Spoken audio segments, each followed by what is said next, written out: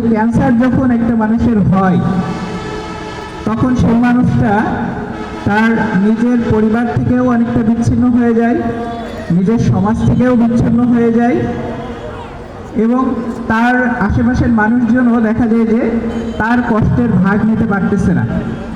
আপনার কাছের একজন মানুষ, সেও আপনার সাথে কথা বলা বন্ধ করে দিছে। কেন বন্ধ করে দিছে? যে আমারও যদি ক্যান্সার হয়, ক্যান্সারই একমাত্র রোগ ক্রনিক রোগগুলোর মধ্যে যেটা ভালো হয়ে যায়। তার ভালো লাগা মন্দ লাগা একটা মানুষ হিসেবে যদি তাকে ট্রিট করি, তাহলে সেই মানুষটা কি বোধ করে? সেই মানুষটা মনে করে যে না, এই ডাক্তাররা আমাদের নিয়ে ভাবতেছে।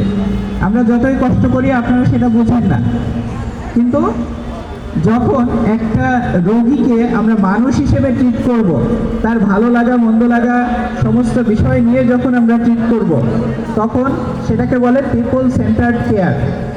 এবং এই ব্যাপারটাই এটা হচ্ছে মূল ব্যাপার।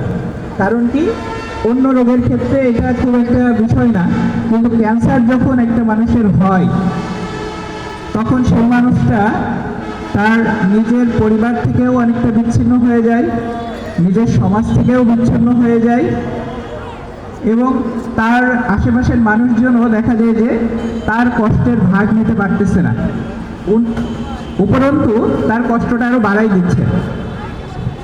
কারণ একটা মানুষ যখন ক্যান্সার আক্রান্ত হয় তখন সে কিন্তু মৃত্যু চিন্তা তার মধ্যে চলে আসে যে আমি আজকে ক্যান্সার আক্রান্ত হয়েছি, আমি আর বাঁচবো না, আজ হোক কাল হোক আমি মারা যাব।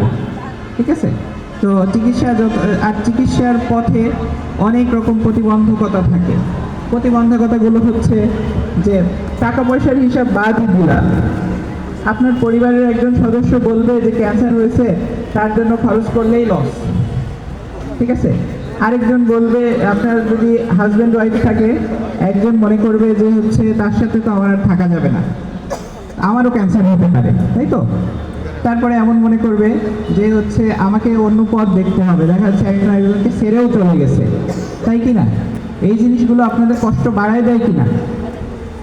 এগুলো আমি মানসিক কষ্টের কথাই বলতেছি। হ্যাঁ, আরেকজন সমাজের আরেকজন, পাশের আরেকজন সহকর্মী, আপনার কাছের একজন মানুষ, সেও আপনার সাথে কথা বলা বন্ধ করে দিছে।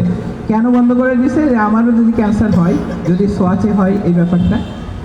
আরেকজন তার পরিবারে বিয়ে দিতে চাচ্ছে না, সন্তানের বিয়ে দিতে চাচ্ছে না। কেন দিতে চাচ্ছে না? কারণ যে ওই পরিবারে ক্যান্সার আছে, এটা তো একটা পারিবারিক রোগ, তাহলে আমারও ক্যান্সার হতে পারে, অতএব এটা করা যাবে না। ঠিক আছে? তো এইরকমভাবে এই ধ্যান ধারণা, এই নেগেটিভ বিশ্বাসগুলো, এটা আমাদেরকে ক্যান্সার রোগীর চিকিৎসা থেকে দূরে রাখে। তো আপনারা শুনে অবাক হবেন যে ক্যান্সারই একমাত্র রোগ ক্রনিক রোগগুলোর মধ্যে যেটা ভালো হয়ে যায়। আচ্ছা, ক্যান্সারই একমাত্র রোগ ক্রনিক রোগগুলোর মধ্যে যেটা ভালো হয়ে যায়। আমাদের সামনে আরো বড় বড় স্যাররা রয়েছেন, তো স্যাররাও মানে বিষয়টা জানেন। তো ক্যান্সার রোগী কখন ভালো হয় আর কখন ভালো হয় না, আপনি বলবেন যে আপনি তো ভালো আছেন, মানে ভালোর কথা বলতেছেন, আমি তো দেখলাম আমার পাশের বাড়ির অমুক হয়েছে, ঢাকা কলকাতার লন্ডন নিয়ে গেছে, তাও তার চিকিৎসা করে ভালো হয়নি, নিজেও মরছে আরেকজনকেও মেরে গেছে। ঠিক আছে? তো আসলে কার ভালো হয় কার ভালো হয় না, এই জিনিসটা বুঝতে হবে। ক্যান্সার যখন আপনার হয়েছে, আপনি যদি মনে করেন একটা চারা গাছ লাগিয়েছেন, এটা উপরে আপনি ফেলে দিতে পারেন সহজেই, কিন্তু যদি এটা বিস্তার লাভ করে, বট গাছের মতো হয়ে যায়, তাহলে ক্রেন দিয়ে এনেও তো আপনি সেই শিকড় উপড়াতে পারবেন না, পারবেন? তো এই জিনিসটা হচ্ছে সচেতনতা, এই জিনিসটাই হচ্ছে সময়ের গুরুত্ব, এবং এই জিনিসটাই হচ্ছে আপনি চিকিৎসা দ্রুত শুরু করবেন এবং চিকিৎসার মাঝে গ্যাপ দিবেন না, এটাই হচ্ছে মূল ব্যাপার। তো এই জন্যই আমাদের সচেতনতা, এই জন্যই আমরা সবাই ঐক্যবদ্ধ। আমি আমার প্রফেশনে, আমি একজন চিকিৎসক, আপনি হচ্ছে ক্যান্সার রোগীর একজন ভাই বা বোন, আপনি একজন ক্যান্সার রোগীর প্রতিবেশী, আপনি একজন সাধারণ মানুষ, আপনি একজন চায়ের দোকানদার। আপনারা সবার কাছে এই মেসেজটাই পৌঁছায় দিবেন যে ক্যান্সার ভালো হয়ে যায়, শুধু প্রয়োজন দ্রুত যথাযথ চিকিৎসা গ্রহণ এবং চিকিৎসার মাঝে গ্যাপ দিবেন না। তো আজকে আমাদের আরো অনেক কথা আমরা শুনবো ক্যান্সার সম্পর্কে। তো সবাইকে ধৈর্য ধরে শোনার জন্য অসংখ্য ধন্যবাদ।